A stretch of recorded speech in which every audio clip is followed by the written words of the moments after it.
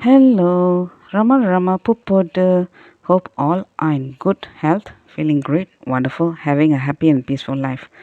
Now let's continue with devotee H.C.Khanna. Bhagavan helped not only Kanna but also his wife Premavati.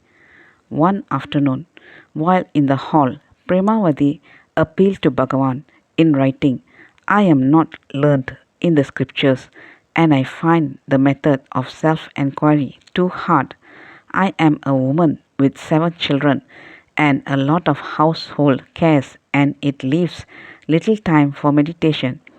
I request Bhagavan to give me some simpler and easier method. Bhagavan looked at Premavati with a great deal of compassion and said, no learning or knowledge of scriptures is necessary to know the self, as no man requires a mirror to see himself.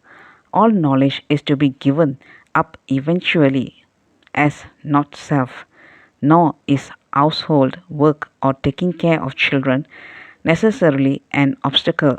If you can do nothing more, at least continue saying I, I to yourself mentally all the time, as advised in Who Am I? Whatever you may be doing, and whether you are sitting, standing, or walking, I is the name of God. It is the first and greatest of all mantras. Even Om is second to it.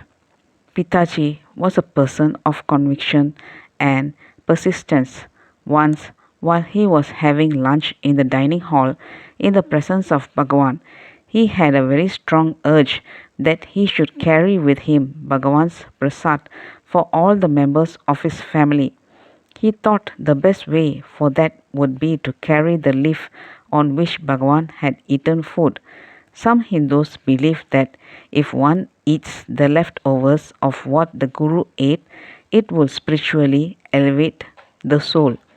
That particular day, the banana leaf on which Bhagavan ate was very tender.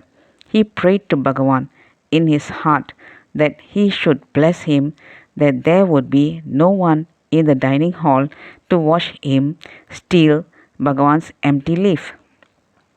He closed his eyes in prayer, and when he opened them, to his surprise and relief, there was no one else in the dining hall. He jumped from his seat, took the empty leaf of Bhagavan, wrapped it inside his upper cloth, and rushed towards the hill. Hiding behind a big rock, he took a small piece of the tender leaf and ate it as a secret prasad. The balance of the long leaf he kept to be carried back to Kanpur. He returned to the common guest house where he was staying and hid it at the bottom of his suitcase after carefully packing it well. He made sure that no one saw him. To overcome the tension that was building up in him, he went away to the town. When he returned to the ashram in the evening, there was an enquiry awaiting him.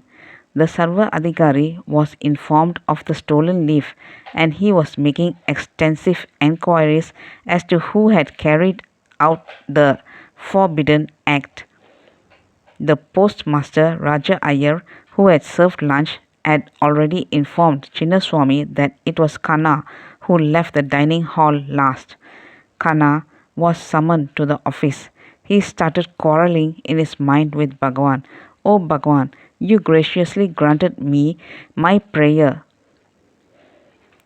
to steal the leaf unnoticed by others. Now, are you going to expose me? Is this your grace? Please help me carry my act of stealing to its successful completion by not exposing me to Chinnaswamy. Chinnaswamy welcomed Khanna and narrated to him about the atrocity of the audacious leaf thief. Khanna concurred with him, saying that the culprit should be found out and well punished. All the while praying to Bhagavan that this should not happen, he ran to Bhagavan's hall and prostrated. Bhagavan gave him a mischievous smile, which clearly indicated to Khanna the assurance of Bhagavan's grace on him. Don't have any fear, everything is all right. Pitaji narrated this incident to me in the 1970s with great reverence and concluded, I left for Kanpur the same day, taking that sacred prasad with me. I gave a share of it to each and every member of my family. My children, who are as deeply devoted to Bhagavan, know well that each one of us owe a deep sense of gratitude to Bhagavan for enabling me to steal that prasad. It is also the grace of Sri Bhagavan. One day in Kanpur, during the last days of Bhagavan's illness, the month of March 1950, I suddenly woke up with the feeling that Bhagavan was calling me. I took my wife with our baby daughter and reached Arunachala.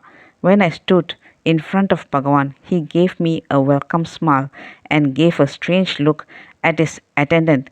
Later, I asked the attendant about it. He said, this morning, Bhagavan asked me whether Kanpur Kanna is here, and you are here. What I am today is entirely due to Bhagavan's pointed attention on me. Bhagavan pouring his grace on me, said Pitaji with tears in his eyes. I asked him whether he was at the ashram when Bhagavan dropped his body. Yes, Bhagavan blessed me to be near him. On that fateful night, after the event had taken place, Bhagavan's body was placed in the new hall for devotees to have darshan of it.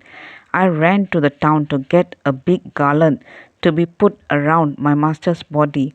All my life, I had the habit of insisting that my offering to be the first and primary one.